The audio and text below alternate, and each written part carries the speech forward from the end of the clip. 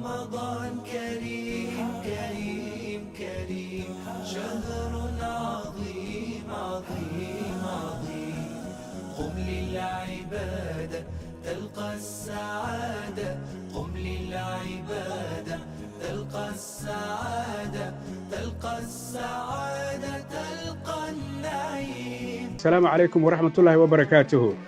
maamulka sare iyo shaqaalaha bangiga salaama Soomaali Bank oo ah bangiga ugu horeeya ee Soomaaliyeed ee Islaamiga ayaa waxa uu la wadaagayaa guud ahaan muslimiinta gaar ahaan shacabka Soomaaliyeed soo dhaweynta iyo marxabeynta bisha barakeysan ee Ramadaan.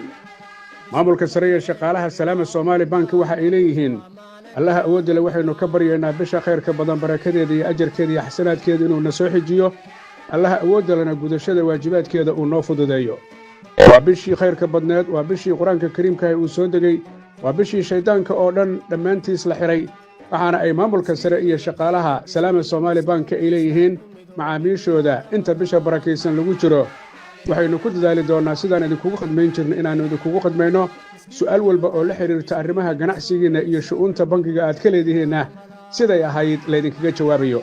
halka ugu dambaysa ayaa maamulka sare bangiga ugu horeeyay Islaamiga ee Soomaaliyeed ee Salaama Soomaali Bank waxa ay leeyihiin Allah awoodda leh waxaynu ka baryaynaa inuu bisha khayrkeeda na soo xijiyo si nabdoon loogu dhameeyo ciidul fitrigana si nabadgelyo aanu ku gaarno oo aanu ciidno.